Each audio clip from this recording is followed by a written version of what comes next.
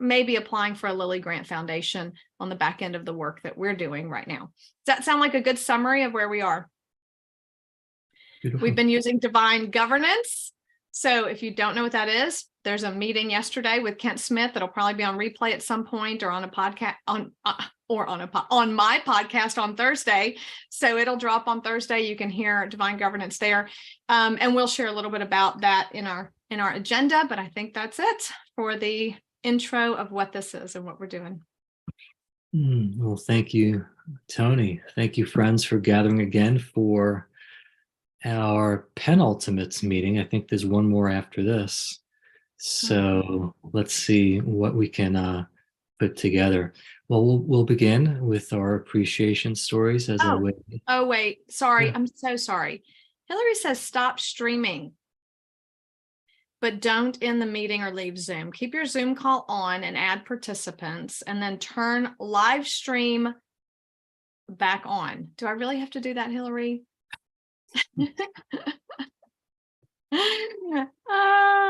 She's probably watching me right now. I will if I absolutely have to.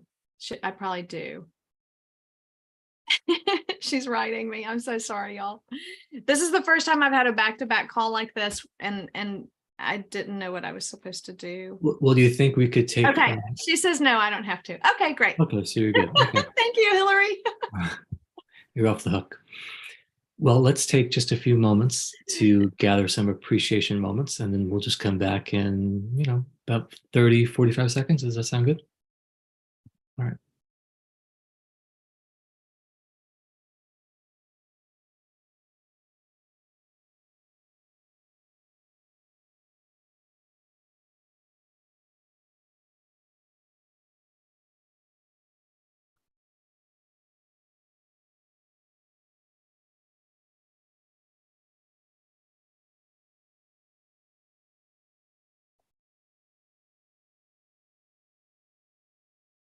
All right, so we'll give maybe Toni and Kent just a few extra breaths and shrugs and shoulder rolls as they may need, because they're coming off that other call. Sarah may be the freshest. I don't know. Would you wanna go first? Yes, I can go first. I think I had shared with you guys back in March that my husband and I weren't able to go away on our anniversary weekend because our youngest son was injured and required surgery. But we were able to go away last weekend, which was just a beautiful blessing. And we stayed at an Airbnb on Flathead Lake, which I think it might be the largest natural freshwater lake west of the Mississippi that's here in Montana. And Saturday morning, we got up and we went for a walk, and the road just curved around the lake back there. I think there's like a Lutheran camp is back there. And we were just walking along the road, and we looked down this driveway that was nearby, and this little dog, I don't know, it was probably like this big, just so furry, but its legs were maybe this long, just came tearing down the driveway toward us.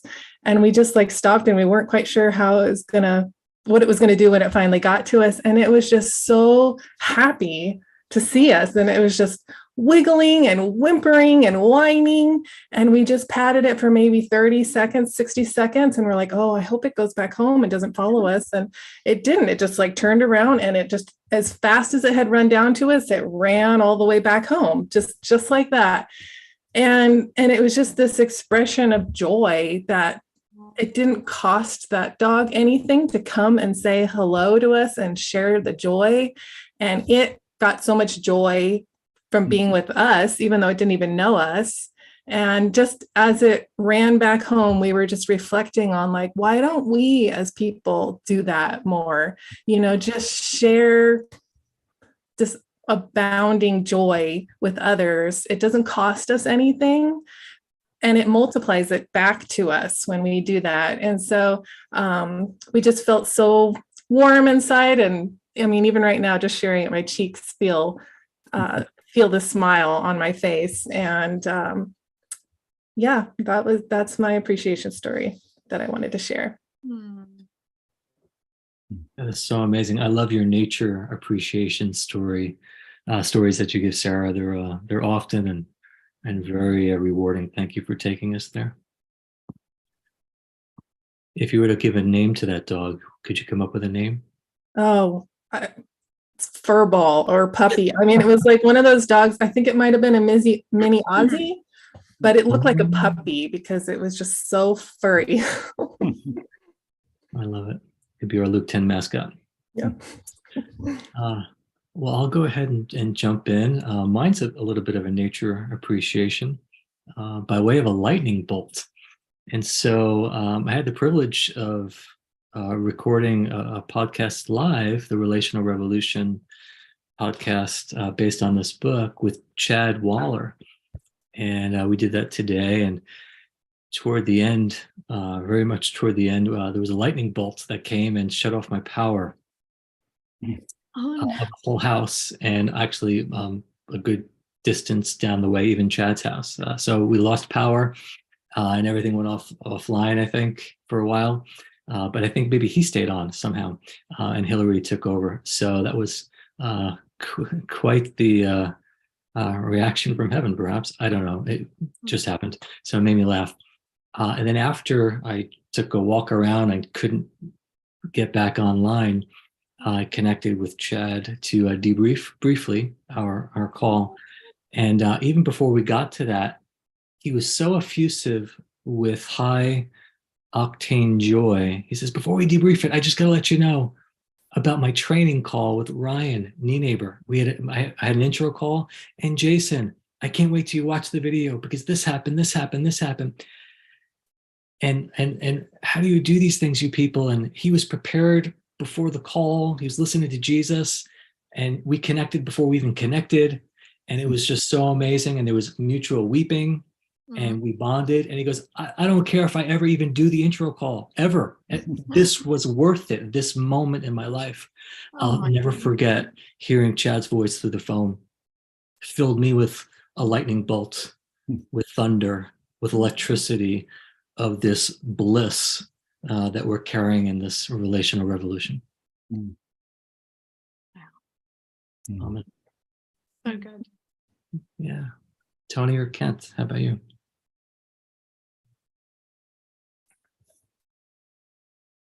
Go for it, sister. All right.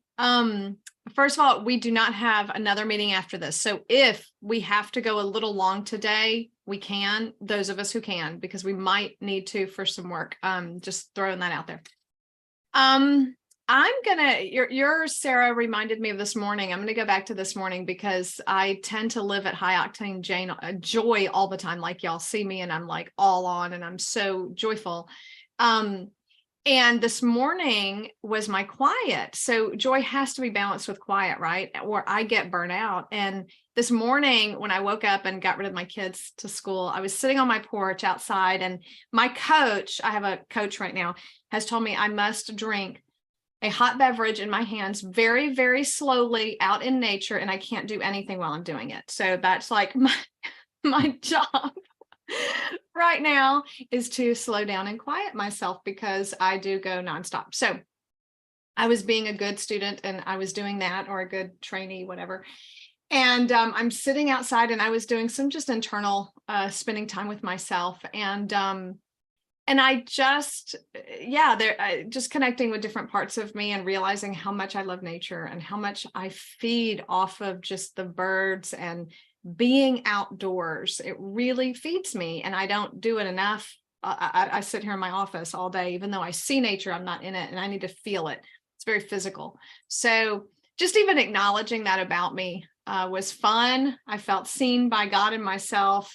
I felt quieted and rejuvenated, almost like I was, by the end of my 20 minutes or 30 minutes of just sitting there being with myself and God, I did feel restored, and like I could return to joy instead of just needing to pull back and withdraw and be quiet. And I can carry that little quiet with me kind of all day so you brought me there with your story, Sarah. I was taken to my quiet today, and that soothes me and makes me not so tired. So I really enjoyed that and thankful for that.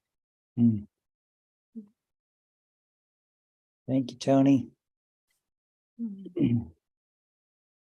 I love the I love the customized way that God loves us, Mhm. each one. Mhm. And yesterday, or Sunday, I guess, I was talking with my dad. He's 91 this year. We lost mother this last fall. And so dad's been in a more tender place than I've ever known him to be in general. And he's feeling some of the limitations that age brings. One of those things is his hearing is getting pretty bad, especially in his right ear, which has normally been his better ear. His left ear, I think, is pretty much just not working much at all.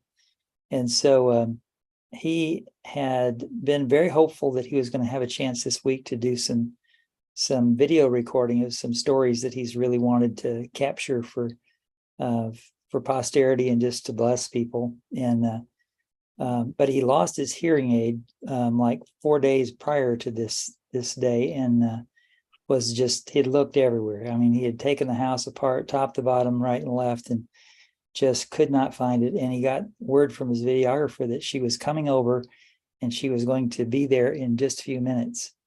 And dad said he had looked everywhere, and he was really feeling sad because the range of her voice is exactly in the middle of that spectrum that he cannot hear at all. So all he can see is her lips move without the hearing aid. So he said, Lord, I need some help here. And it occurred to him to look down to his right between the bed and the nightstand, and there was his hearing aid.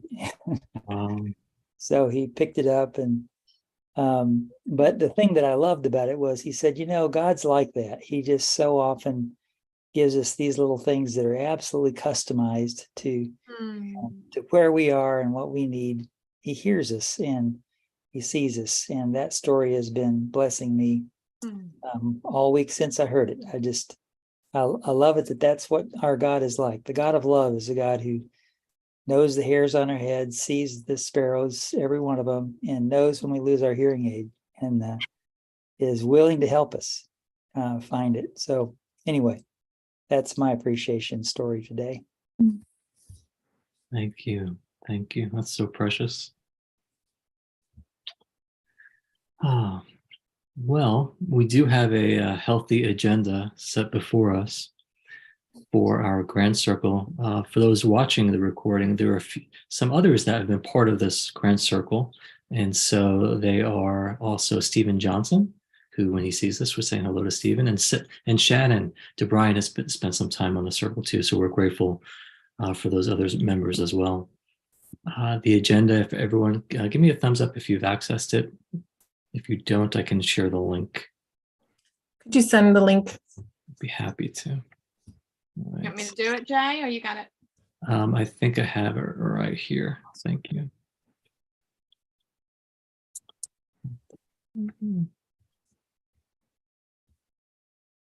Okay. Everyone should have that. Okay. If not, just let me know. Super. All right. Just looking through the agenda, I'll just read through it, and then we'll see if everyone's on board for this. We're going to review the proposal shaping process within Divine Governance. And there's a doc there, an attachment that Kent brought to us, and maybe he can open that. And when we get to that, if he's willing, he can give us a review of that, Kent, if you'd like. And our goal for today is to draft something that we can submit to the Mission Circle. It's going to go from this Grand Circle to the Mission Circle for consent to develop into a full grant proposal for Lilly Foundation's Thriving Congregations Initiative. And so we have that doc attached there. That looks like some of the work before us. Question to consider: do we have a relationship to a Christian denomination or tradition? They ask that in the foundation grant. So there you go. Nice. There's a thought and an inquiry of possible collaboration with the Eden Center. And there's also a proposal to send the following email that is also there that we can review together, and then reviewing next steps from there. How's that sound? And is there anything else we'd like to add? Anyone? Okay, that might take the balance of the call. Kent, would you be I willing can to? share just because I don't know if other people share if it goes up on the Oh, yeah. thing. So let me share, and Kent, you can explain. Yes, you Okay. can show Tony and he can tell.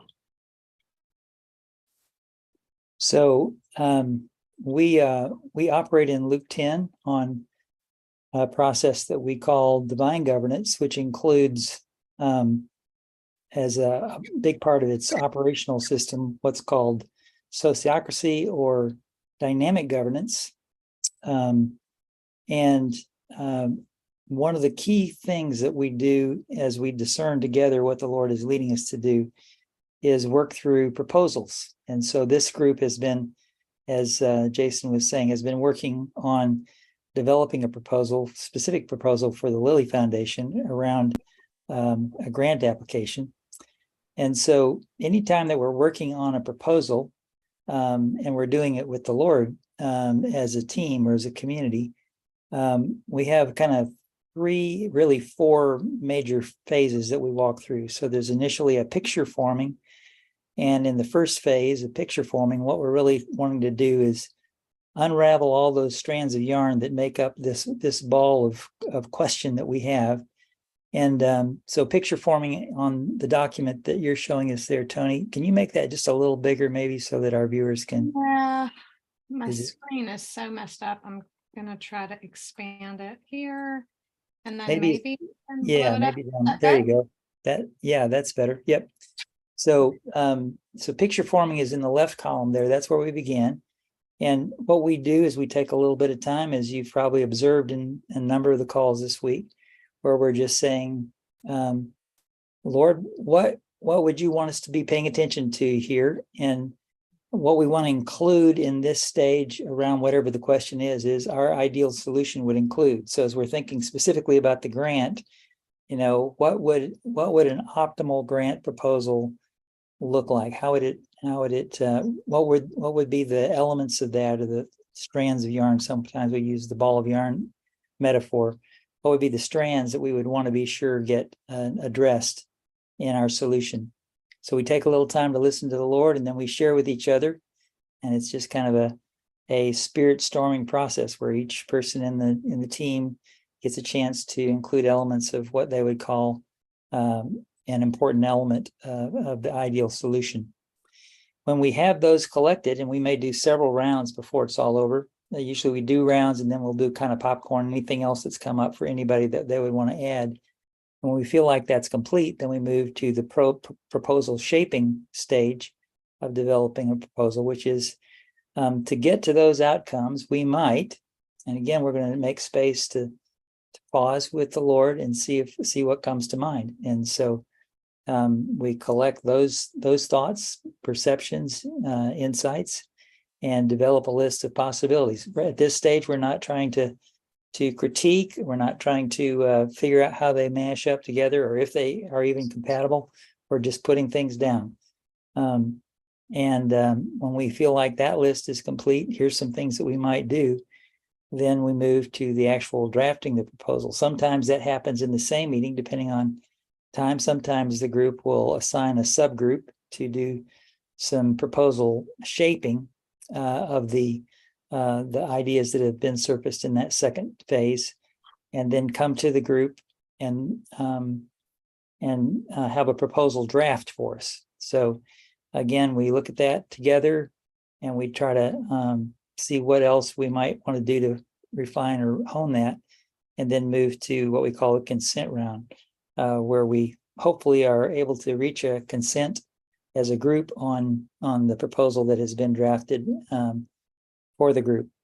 There's more bits to the final consent round, especially in case someone has what we call a paramount objection. We won't go into that right now necessarily, but that's the basic process that we've been walking through. So the things that you'll be looking at are our responses to those three big categories. Thank you. You're such a trusty guide to bring us through the process. Just hearing you again is just putting the pieces together in a more solid fashion for me. So thank you for taking us there. Quick question for Tony. Can we confirm we are recording this for the other people? Do you have that on your end being recorded? Yeah, the live stream records it, Okay, so I can thank you. download it. Thank you for asking. Yeah. Sure.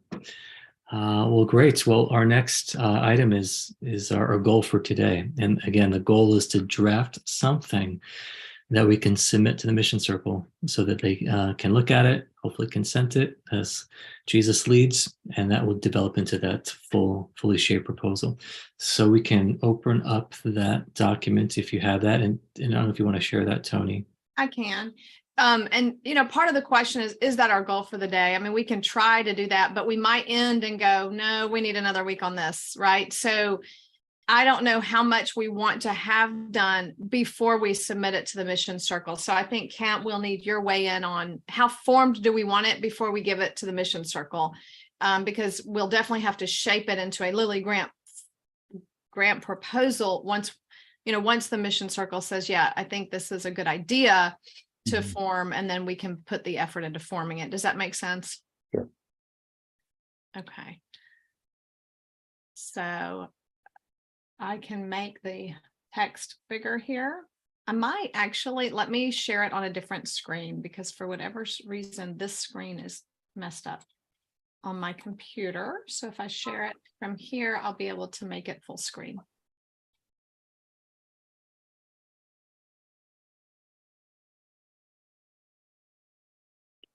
All right. And I'll make it bigger too.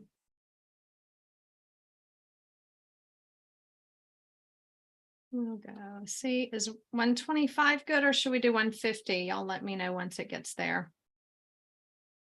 Is that big enough, or do we need it bigger? I think that's good. Yeah, it's good. Okay.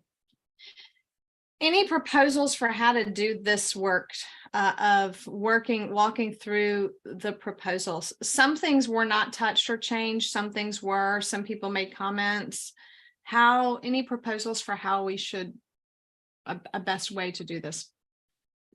Well, I think since there's some people who are stepping into this that have not been in the conversation, it would be helpful just to read through the proposal as it's been shaped so far, and then we can maybe have some reaction rounds and kind of take it from there. Sounds good. Great. So just a straight through reading and then comments after is maybe best.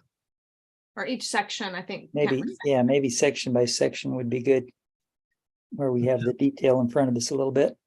Yeah. Tony, would you start with the desired outcome and everyone just take a section and we'll just kind of free flow with comments? Yeah. So this was our desired outcome based off our listening time of several weeks ago. As I read through this, I realized today that we definitely need to do more listening around things like what changes does Luke 10 hope to see? I've got it over, there we go. What changes does Luke 10 hope to see if this were successful? So more outcomes, more brainstorming about what exactly the outcomes are for the people engaging, not just for Luke 10, and for organizations we might collaborate with. And then do we need this before we submit to the Mission Circle? So that's the big question, is do we need to do more listening on that before we submit it, or is this good enough for now? So keep that in your mind as we go through this. All right.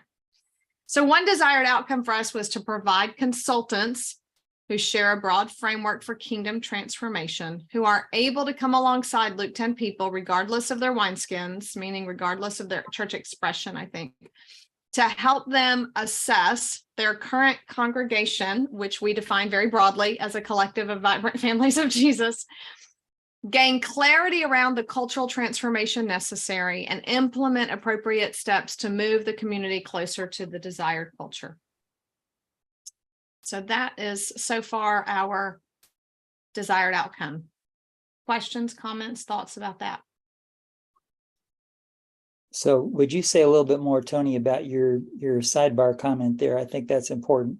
So it sounds like you're feeling like that what we have there is more internal to Luke 10, what we hope to see accomplished, and you're wondering if there's some other measures we might want to include at that point. Is that right?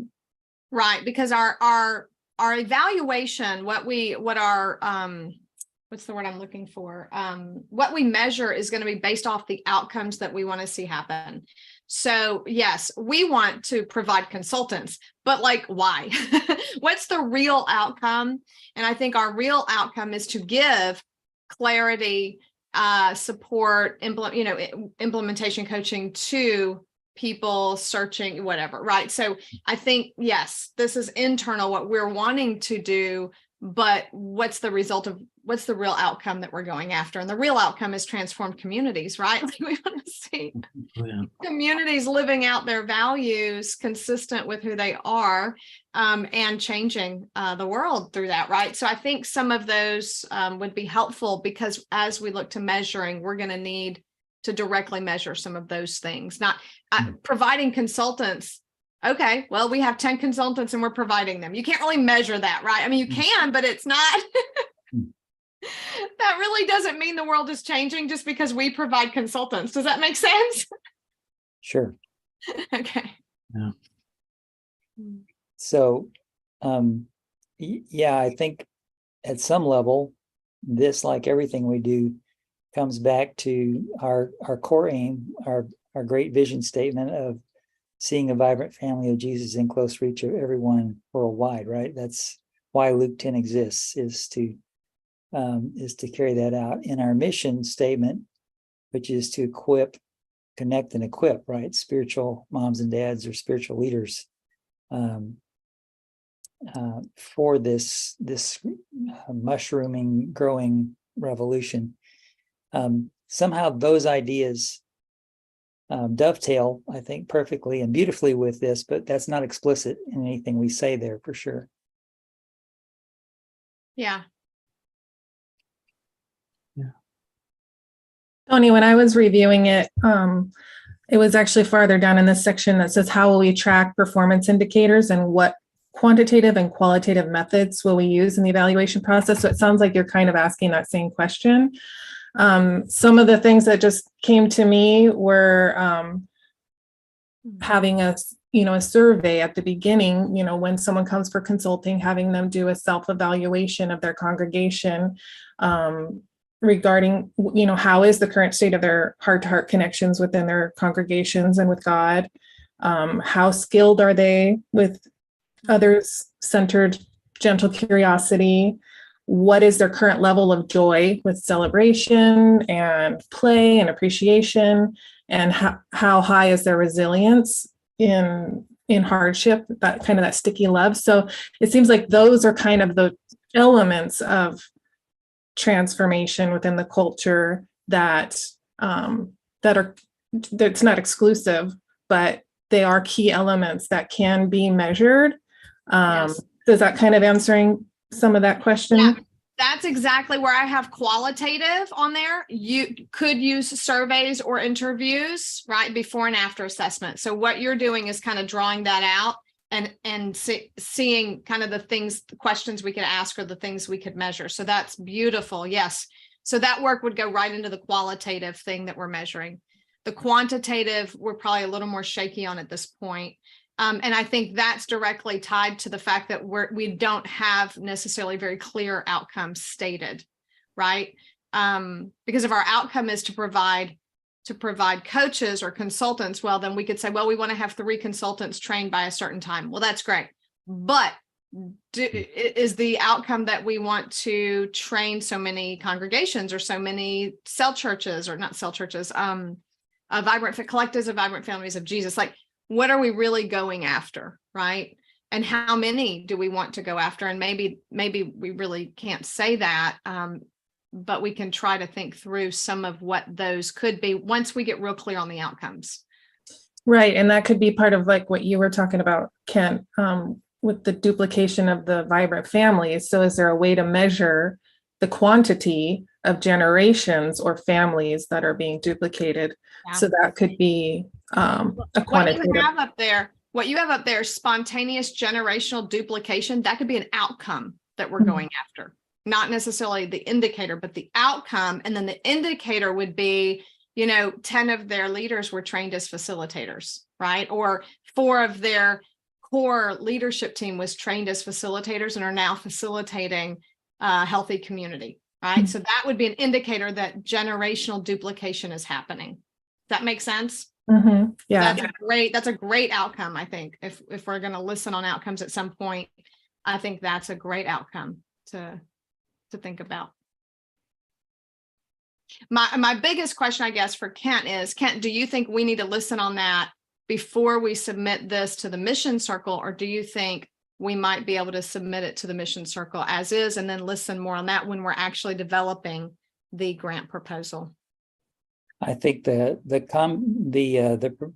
shaped proposal as it stands, obviously it's not in final form, but and then with the comments that we've got in the sidebars there from various people on the team is a great place to be passing it along to the mission circle that's ultimately going to need to consent, because that there's a lot of work that's been done that gives that group something to sink their teeth into, but it's not in final form. So there's room for further formation there, which I think is a really wise way to go.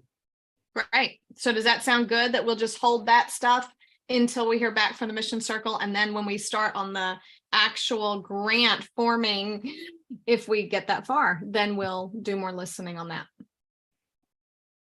That sounds good. Yeah. Consent, everyone? Yes. Yeah. Absolutely. Right. Yeah. All right. We're ready to move on. And then we'll see what kind of feedback they even offer us. I'm sure it'll be top notch. Sarah, would you want to pick up on the brainstorm of ideas? Yes. Overarching offering, custom coaching consulting based on a shared Luke 10 broad framework. Luke 10 needs to create or adopt and educate ourselves with a shared broad framework for kingdom culture transformation. This would allow us to be able to offer consulting, custom training using a common shared set of tools for communities to discern where they are and what tool in what moment would be the best for helping them move to the next step. Should I keep going? Yeah, I think All we right. all. Strands involved in preparing for this kind of coaching or consulting. Stage 1, preparation. Timeline could take a year. Stage 2 can begin before this one ends. Increasing Luke 10's capacity. Luke 10 will need to train more trainers to train facilitators and trainers in order to free Jason to give his time to coaching and consulting. Discerning the needs of our Luke 10 people and their congregations, which could look like listening to the needs of our facilitators, listening to the needs of our leader team members, listening to the needs of organizations connected to our members. Like Eden Center, just throwing the. And we have started to do this with our survey, but I see that we need to dig into that a little bit more. Maybe interview some of those people and really interview Stephen Johnson, who we've done this with already, more, right? Milk all that for what it's worth. Mm-hmm. And then also training our consultants and coaches. Coaches need to shore up their training. And some of that could look like agree on shared broad framework. What is this framework that we're working toward? Thrive training, Emmanuel training, divine governance, general coaching, training skills, and regenerative culture training. And I did have a question about that. Is that what you do, Kent? Is Yes. that okay. That's what I thought, but I wasn't positive that was the name of it. Beautiful. All right. Any thoughts on that section then? Stage 1 of just preparation and getting ourselves up to capacity to be able to do this well. I have noticed not many of you have added things to any of this stuff. So feel free if you have other ideas. Yeah, I had added one, but then I deleted it because you kind of do cover it in the end, but it's under the sustainability section where you talk about how will other resources, for instance, intellectual capital, commitment, or existing staff, time, capacity building, et cetera, be secured and deployed to sustain the momentum of the program into the future. Mm-hmm. So I guess my question, about that was how might pulling Jason off of training impact, and not just pulling Jason off, but how might that impact the current work that you're already doing, and how might that add a workload to your staff. So kind of that preparation part. See if I can, because it's kind of under preparation, but it's also sustainability in my mind. I guess I kind of link the two of them. Yeah, I think that's great connection, Sarah, because the preparation we do is so that it will be sustainable. And so training more trainers who are training trainers, because that's what Jay does right now. It used to be what I did, was train trainers. Now Jay trains trainers so that he freed me up to do a lot of other things. So when we train someone else to train trainers, that will free him up. It doesn't mean he won't ever train. I still train, but I'm not overseeing, that like Jay is now. So I think that will free him up, and he can still train, he can still touch base with it, but it's not his full-time job. It's not like it occupies, not that he does that full-time right now anyway.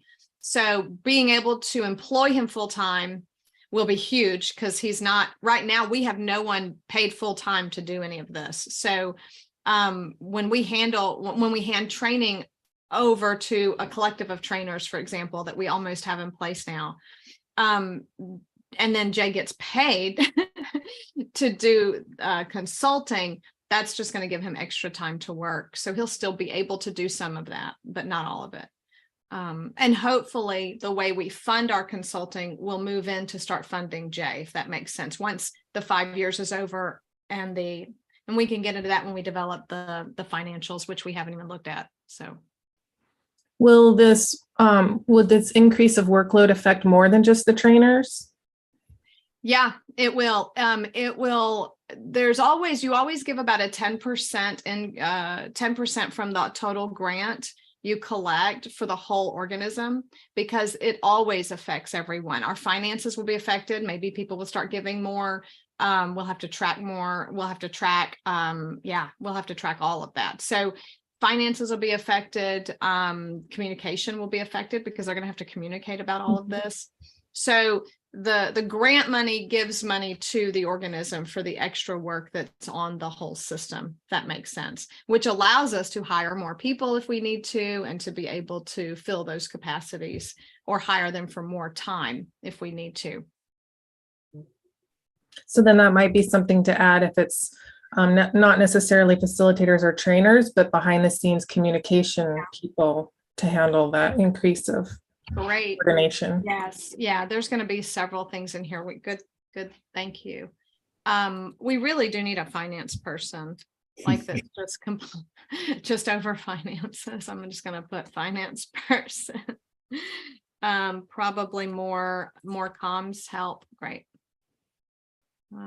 More help with communication.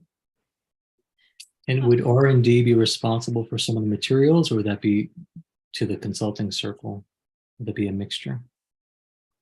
That's a great question on kind of, once we get into the nitty-gritty of this, how it will function. And I don't know if we need to talk about that right now. I think that's probably a whole system conversation. Yeah. Well, however we do it, we want to be sure that the consulting we're doing is linking directly to the overall purposes of Luke 10. And so there'll need to be close coordination at the least, for sure. Thinking about how operationally there are lots of nuts and bolts, as you all have been discussing, but there's also just the whole the DNA of what God has given us in Luke 10 that is meant to be its specific gift. And so thinking about how we come alongside others, join them in what God is doing there, and impart the things that God has given us while continuing to be learners ourselves in how to help others. I think that's a big project that looks like, an over a period of time process, right? We're not going to do this in a year or 2 years, 3 years. It will need to be something that is attended to over the longer haul, but it's broadly the invitation to open our arms wider, right? To share what we have been given. Yeah. Just structurally, we've got our equipping circle, right? And our equipping circle right now oversees the R&D team as well as the trainer circle. The way we have prepared for growth is that the equipping circle will birth a consulting circle. And that consulting circle can be in charge of their own materials as well. So if they want to lead on the things that we have on this document, they would be able to, and the equipping circle would oversee that. Sure. So that's the way it's structured currently to function. If that helps a little bit.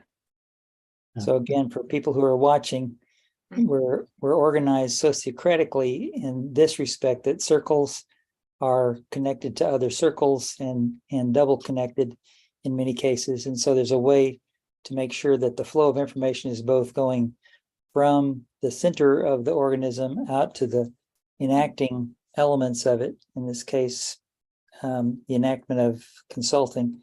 And then that information is flowing back through the equipping circle to the general circle, and ultimately the mission circle serves as a guidance center for all of that.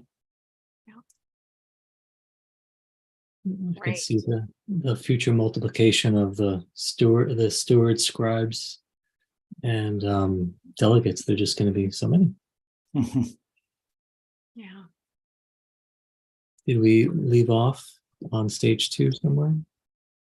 I think we are ready. I think we're ready to go on. Okay. Yeah. Wait. Okay. Where does one get this? Yep. Kent does that. And that would be Eden Center. So that would be our partnership with Eden. So one of the ways we would partner with Eden Center. There could be so many more. Yeah. Well, yes. Yeah, especially as we get into the, how do we want to assess or evaluate health? That's an area that we've been working on for a while. So love the kind of co-discover what that might look like. Right. Stage 2. I can pick up there. Stage 2, resource development / workshop conation. Timeline core work during years 2 and 3, although these can begin being developed during stage 1 and continue on during stage 3. Development of requested resources or tools needed to support local implementation, used to either get people ready for consulting or for use during their consulting. Some of the bullet points here are books on 5 core values, a local Church 101 workshop that Luke 10 facilitators or trainers could offer their communities, a short video introducing checking in and listening and its benefits, a book study on Luke 10's values expounding on relational revolution, possibly a pre-Church 101 activity, training and cultural transformation around the elements of story, setting, and system, and all the tools under each one of these ideas, a prayer group for local 10 to be answers, and recorded stories of where this is working in those contexts. Any reactions to any of those, or additions or questions? I think it pretty much covered a lot of the requests that people shared in their survey. Yeah, that survey was so helpful. Continuing then, Kent, would you pick up stage 3, please? Sure. Sorry. So stage 3, implementation, timeline, experimenting with this will begin in stage 1, but seeing this fully operational in years 2 and 3. Ideas of different levels of consulting possible, or complete package option. So an introductory coaching call to assess fit and need. And I'm assuming what we mean there is the fit between what Luke 10 has to offer and what the need is in the context, right? Yep. Beautiful. Yep. The consultant then consults with other consultants and proposes a pathway forward, a custom plan and or a complete package approach. And under the complete package or custom package could include any of the following: C101 if they have not yet done that, or they would like to get their team up to speed. Leader team if they have not yet joined one, or they would like to form one with their leadership team. Facilitator training if they have not yet done that, or if they want to get their team up to speed. And then weekly personal coaching or consulting sessions with a Luke 10 consultant. 2, explore and understand how our cultural context has shifted to need a more relationally based understanding of church, gain greater clarity around the values and practices that will help them become more relational and help them adapt their ministries to help implement these values and practices at all levels of their life and ministry. Then monthly group coaching sessions with Kent Smith, John White, and or Tony, and others who are receiving consulting, so they can hear other stories and learn from each other. So this would be a group that is gathered of other groups that are also receiving consulting services from us, right? Right. So I would see like a one call a month, and Mhm. either John and myself show up, or you and John show up, or me and John show up. So it doesn't have to be even the same people each month, Yeah, but that they get high touch with us, I think is probably the seller there to some degree. sure. And a custom on-site training that will help this local community laser focus their training for their specific need, removing all bottlenecks and laying a strong foundation for the local body to increase skill level and access their internal resources with Emmanuel and each other to continue on their own. Maybe more than one will be necessary. So essentially, you're outlining there a process of connecting with a local group and constructing, in light of who they are and where they are, a solution for the transformation of their context that's drawing on the wealth of resources that Luke 10 has, and in light of their opportunities and constraints. Yes. Yeah. And just to put skin on this, if we're thinking of Matt and Dedham, for example, he did a introductory coaching call with Stephen. Stephen at first contacted him mainly for personal coaching. So at the beginning, he didn't know he was going to take this to his whole church. He just needed some personal coaching.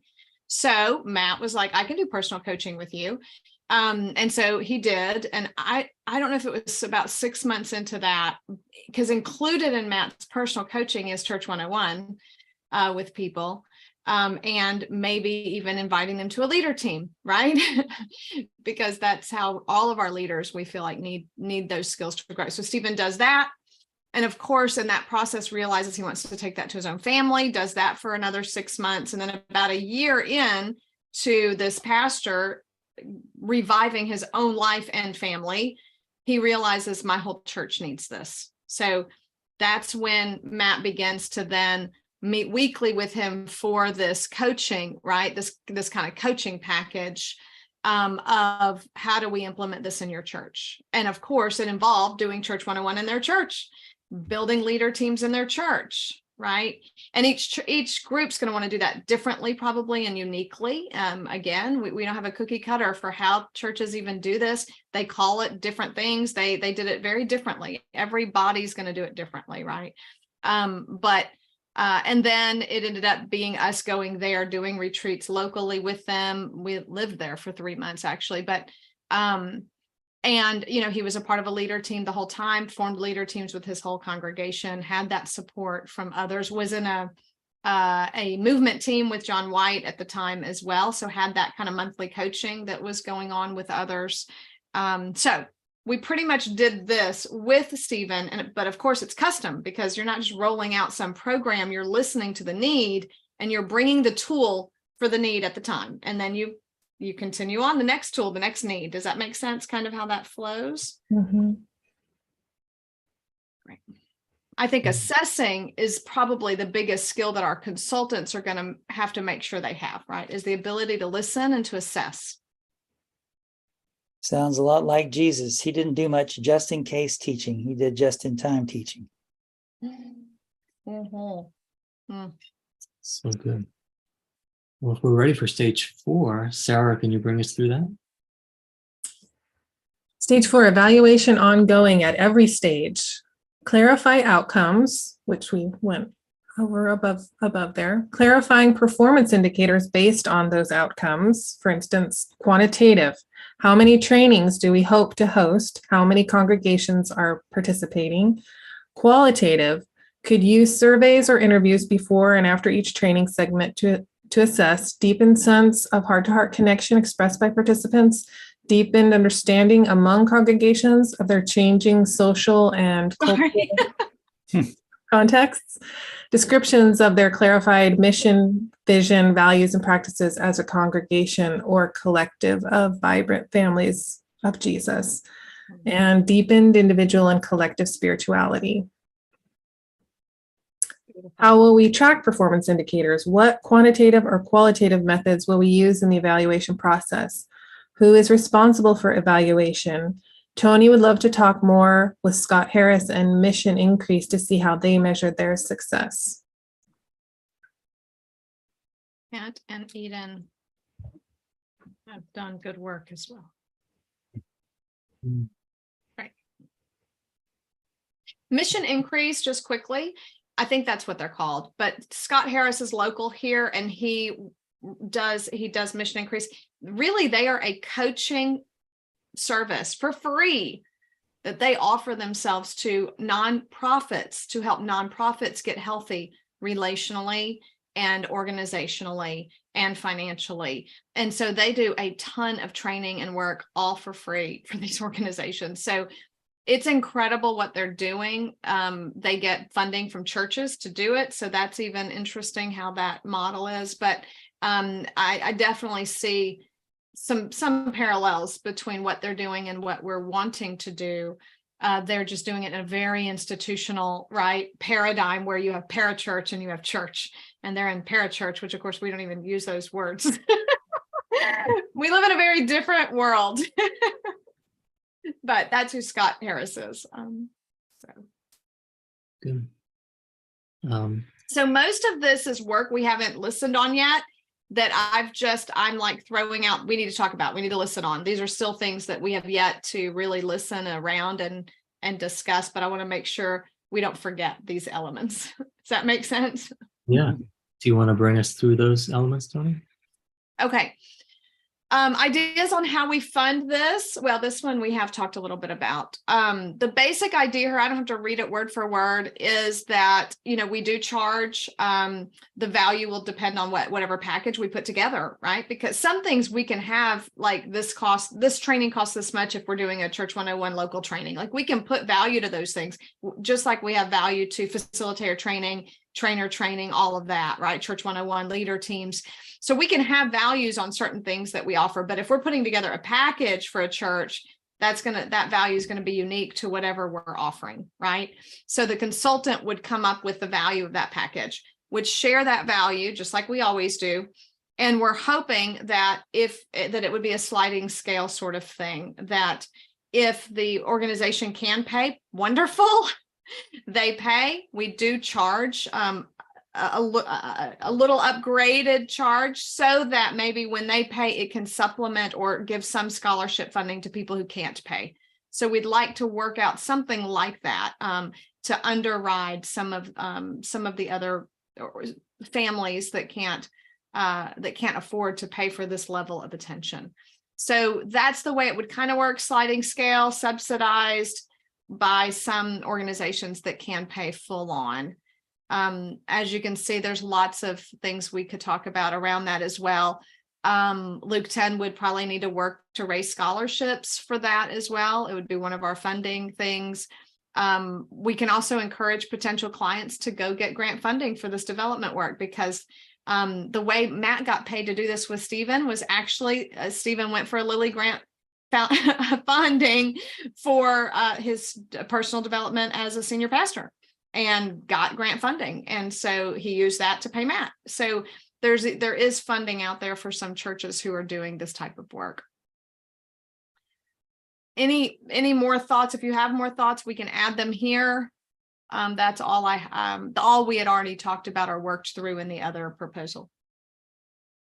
So helpful. Thank you. Is there anything else on this document?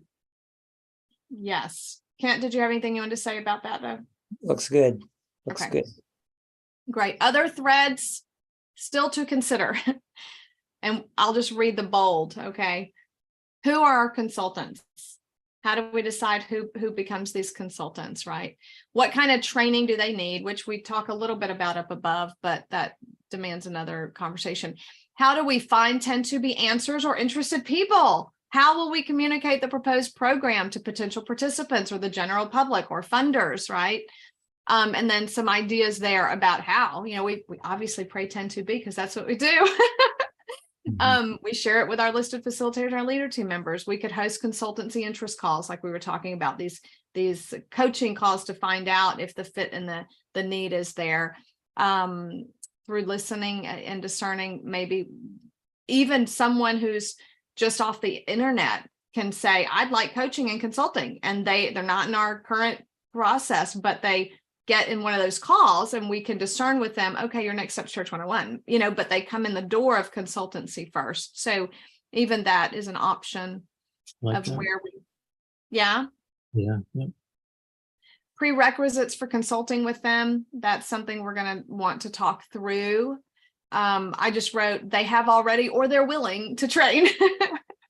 I think Johnny Kent and I are pretty adamant about that being a prerequisite. Yeah. Sustainability. And then there's ideas, more questions and ideas, questions to work through on sustainability. And then we need a line item budget, a budget narrative. And then here's budgeting help when we get there. And that's it. Great work, buddy. Thanks. Yeah, I think that is a shaped proposal, Tony. Thank you for taking so many threads that have been gathered in the earlier two columns and pulling all that together for us. That's super helpful. Welcome. Well, next, what we had left on our agenda, if you have that open still, were the possible questions to consider that Tony had jotted down about a relationship with a Christian denomination or tradition and possible collaboration with the Eden Center, and then reviewing this email to the Lilly Foundation. Maybe those are mission questions, Kent. Should we take those to the mission circle? Okay. I think so. Yeah. Great. I'll add those to that agenda. Thank you. Mhm. And is that including the reviewing the email, or is that our work? No, we can do the email. I want to hear y'all's reaction to that and see if I can send it off today. Yeah. Would you like to open it and share it with us? Okay. Yes. Let me. Well, that's everything right there. It's just right there. Yeah. It's the text of it is right there. So we can just read it. Yeah. You want me to read it? Yeah, All please. Right. Hi there, Shannon and Sasha. Hope you both are well and enjoying spring. My organization, Luke 10, has been working on developing our grant proposal to submit in June for the Thriving Congregations Initiative. I have a question regarding how the grant defines congregations. We work to train and consult Christian leaders in all types of Christian expressions, from traditional churches to house church networks to collectives of micro churches, simple churches, and organic churches. We work with all of these types of congregations, some very traditional, most very non-traditional. Would the work we do with church planting groups count in the Thriving Congregations Initiative? Many of these are developing congregations seeking to structure themselves and their practices in a way that will reach their neighborhoods and family networks. Many of these small new communities were originally an attempt to adapt to the demands of the changing context these leaders found themselves in, but need coaching in how to understand their context, form their vision, mission, and values, and design practices that would achieve these results desired. Would these non-traditional collectives of Christ followers be considered congregations according to this grant initiative? Thank you so much for your time and your consideration, because I thought, I don't want to go through all that work if they're going to be like, these really aren't congregations. So I thought, what if we just ask them up front?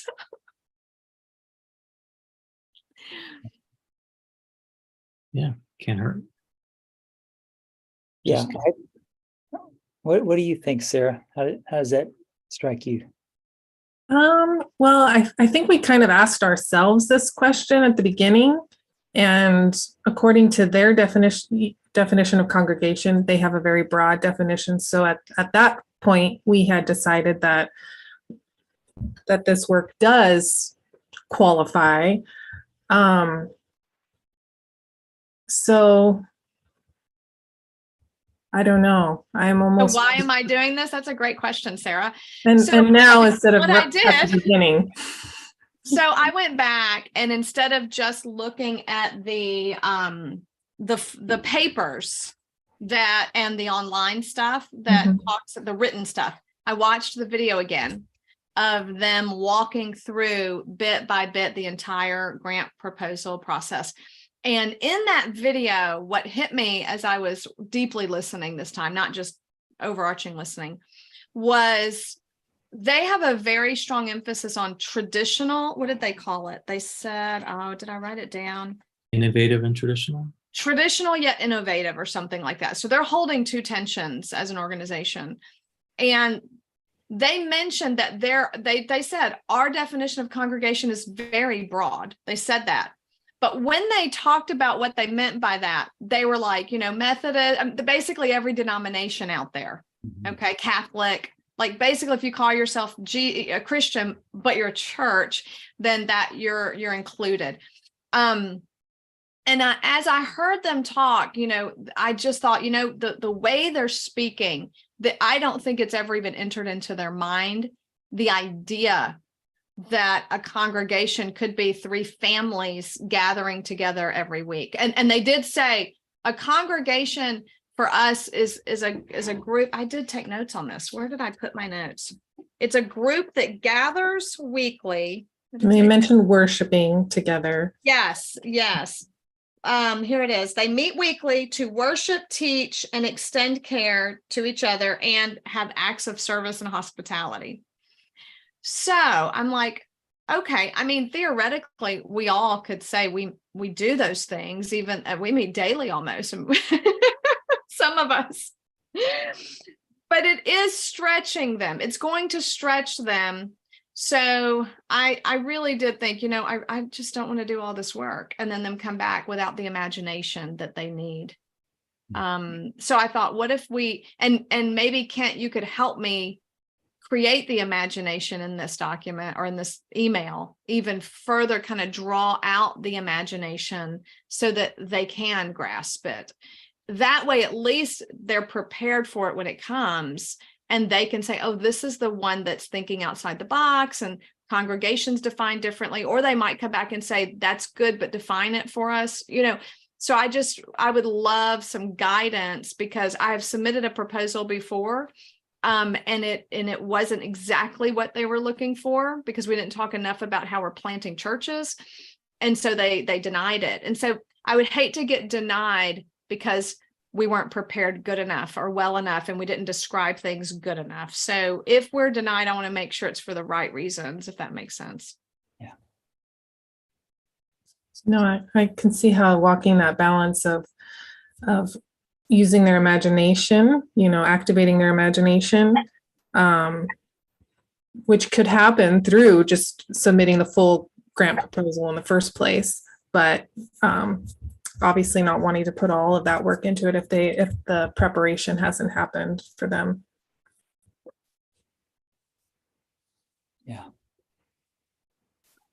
Yeah, I think it's a wise impulse anyway, Tony. My suggestion would be, if this group is comfortable with it, let's go ahead and run it by the mission group and get their take, and then make a decision at that point about whether to send some version of this. But I like your instinct that we can save a lot of unnecessary work if we're just not in their ballpark at all. Yeah. And Yeah. shape it better if there's a way to present it that they would Right. accept it. Yeah, They would get it. That's right. Yeah, if they offer us some feedback, say yes, and then we really want to know what that and is. What are the things that you most need to see as we think about your parameters? Yeah, I hope they're innovative enough to know, we're not a denomination, but we're Jesus led. So maybe we'll become the Jesus ledists, and they can. I'm just kidding. That'd be terrible. But I think it's helpful to have this in the mission circle and see what they say. All right. Sounds good. Thank you for your forethought. Yeah. Anything else for the work for today? Next steps from here, Tony or Kent, in the preparation for our last meeting next week. I think Kent and I take this to the mission circle. I'd love for Kent to propose it to the mission circle. They don't fight with you as much as they fight with me. Yeah, we can take it together. I'll hold your hand, Tony, as we go. I'm going to push you out in front of me and hide behind you.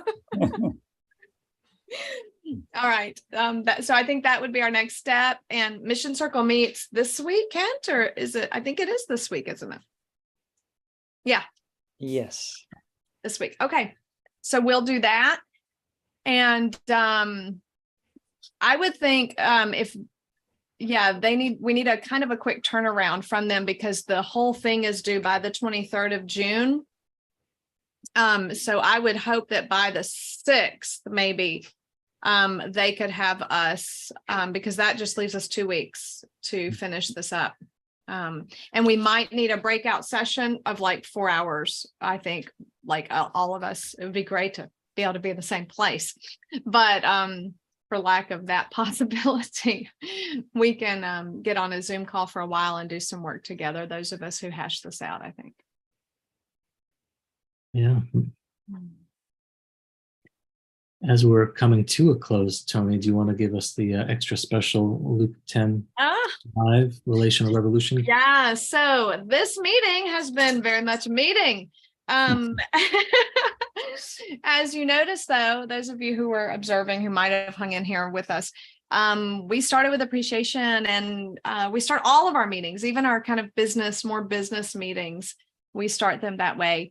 And then move into the work of our time working in rounds, as you may have noticed, and even our closing round. So we'll take a minute to us think of what do we take away from our time together today, what seemed most important. And while we're listening, we're going to ask you guys out there to listen around what your next steps are. And if God would like you to fund this movement, this global movement, as you can see, we're seeking funding to hopefully continue this movement, but we are far, far from where we need to be in order to do what we do. So we're going for $3,000 extra a month in donations. We have 100 of that so far. So please let us know if you do give, so we can keep updating people on that. And there's a free audiobook. So if you become a new donor or you increase your donations, we do have a free audiobook we'd love to give you. So make sure that you click and claim it when you get the link for that. All right. So let's take a minute to listen and we'll do our closing round.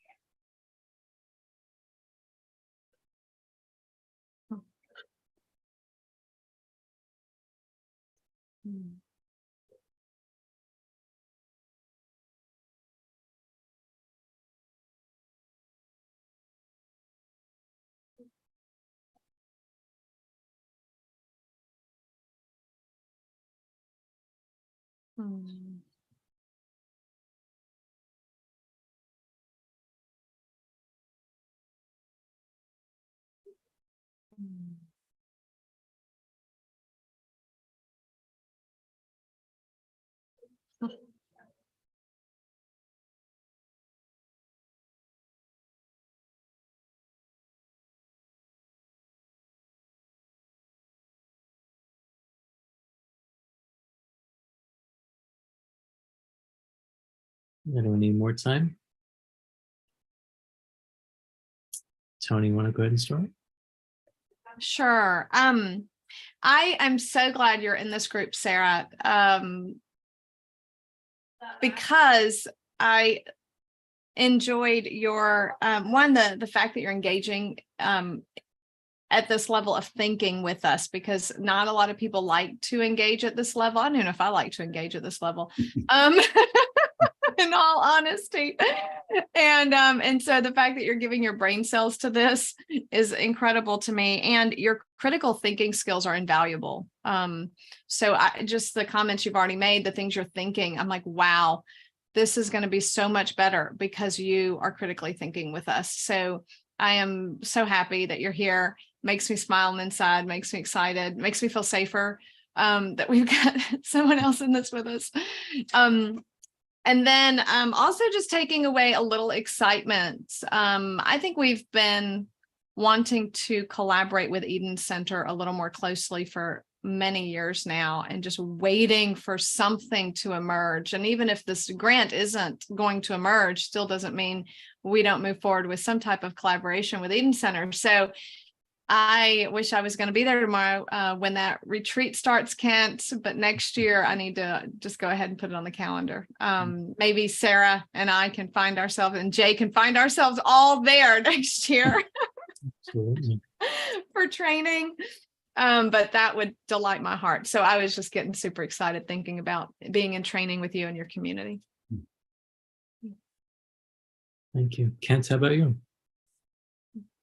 Yeah, the Lord's kind of given us an image of a sailboat that's underway, and the wind of the Spirit is in the sails. And there's things that you can see on a sailboat from a distance, the big sails, the waves crashing. But there's a lot of things that are going on that are not very visible. They're below decks. And in this meeting, I think we've gotten to look a little bit below decks at the operations of this organism that God has called together. And I just love the beauty of how the different parts work together to help us chart the course and help us continue to follow the good lead of the Spirit. So I'm loving the good conversation we've just shared. Such good imagery. Thank you. Sarah.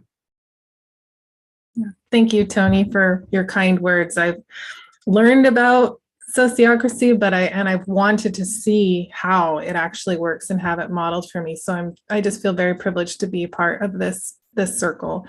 And then for just listening now, just that same theme of like discovery and exploring that's kind of come up through this whole process of just take the next step and see where it goes, what happens. And I just saw kind of all these little paths. Some of them were more like little deer paths through this sunshiny woods. And even this path of sending this email to ask, do we qualify as congregations? That it's just one of those little paths too. And just, we don't know where it will go and what we'll discover there. But that it's still all part of the process of learning and discovering.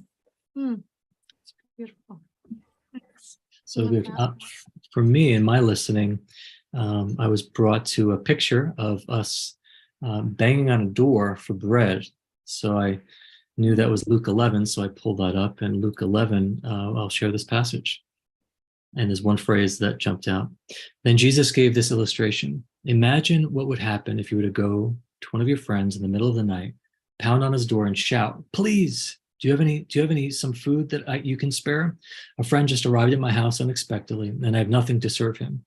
But your friend says, "Why are you bothering me? The door is locked. My family and I are all in bed. Do you expect me to get up and give you our food? I tell you, because of your," here's the phrase, "shameless persistence," just jumped out. Shameless persistence. I'm not going to lose that. Even though it's the middle of the night, your friend will get up out of his bed and give you all that you need. Jesus continues, so it is with your prayers. Ask and you'll receive. Seek and you'll discover. Knock on heaven's door and it will one day open for you. Every persistent person will receive what he asks for. Every persistent seeker will discover what he needs. And everyone who knocks persistently will one day find an open door.